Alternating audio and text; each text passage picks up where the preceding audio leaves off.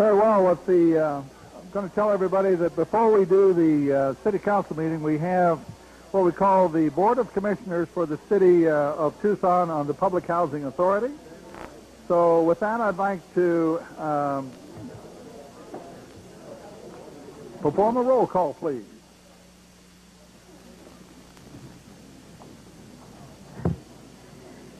Mr. Ibarra. Here. Mrs. West. Here. Mrs. Dunbar. Mrs. Scott. Here. Mr. Leal. Mr. Ronstadt. Here. Ms. Payne. Here. Mayor Walkup. Here. Let me see.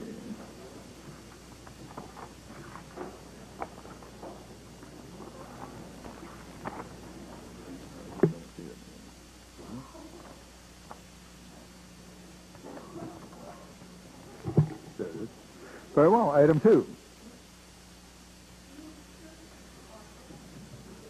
Community Services Department certification of a public housing assessment system to the Department of Housing and Urban Development for the fiscal year ending June 30, 2004. Report from City Manager, resolution number PHA 2004-007. But no, we have a call to the audience after we do some of these administrative things. It'll be a 1/2 hour, and we'll have quite a number of people. Mr. Bernal, I've already asked the mayor that when we get to this issue, if he would allow me to call on you so you could speak. That's already in the works. City Manager's communication number 492, dated September 13, is received into and made part of the record. Before we begin, staff has a brief presentation.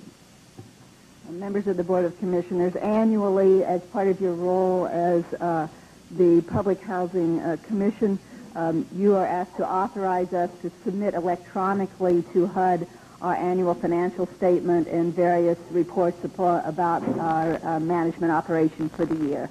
And so that is the purpose of this agenda item.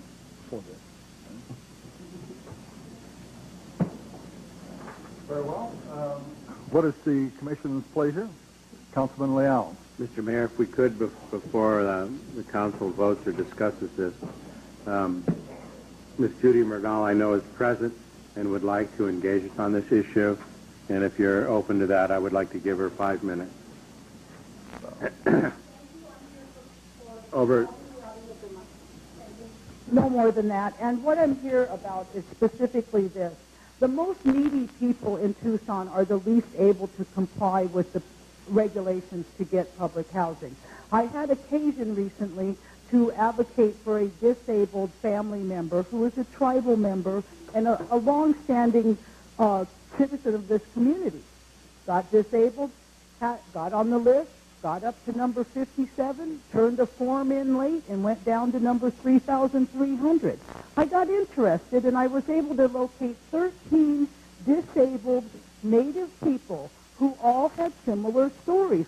They were on the list. They were turned down for some really stupid reasons. I do want you to know that sometime in the last couple years you made a regulation that you cannot get into the projects, public housing, without good credit. That might have sounded nice. You wanted people that paid their rent. A lot of people get to this point because they've had medical problems, divorce, domestic violence. To put something on poor people like good credit was just beyond belief.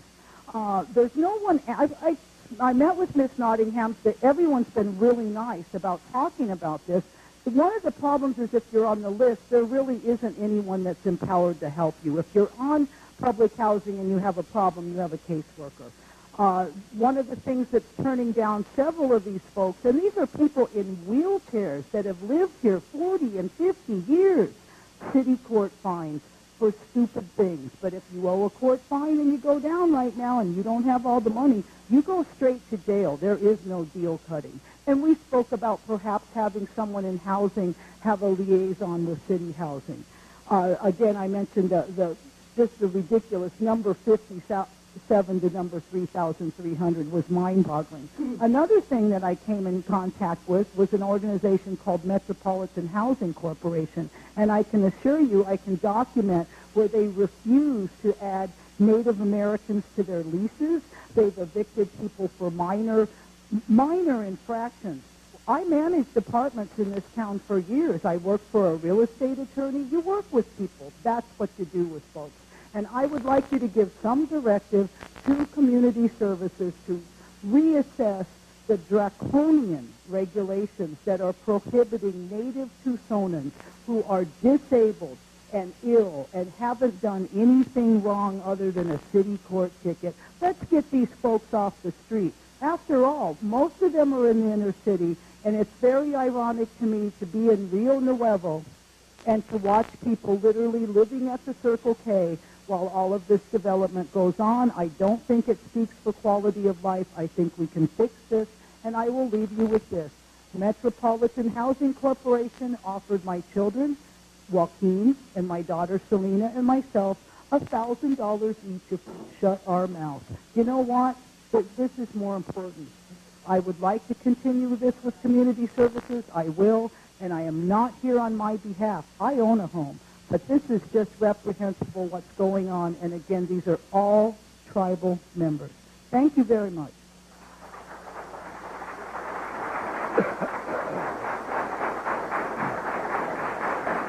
Very well, Councilman Scott. Mr. Mayor, I move that we pass resolution number PHA 2004-007. Been moved, seconded. Discussion. Roll call, please.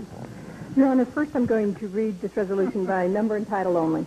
This is resolution number PHA 2004-007 relating to community services, authorizing and directing the City of Tucson Community Services Department to certify to the United States Department of Housing and Urban Development, HUD, its standing on financial and management indicators required under the Public Housing Assessment System Program, PHAS, as of fiscal year ending June 30, 2004, and declaring an emergency.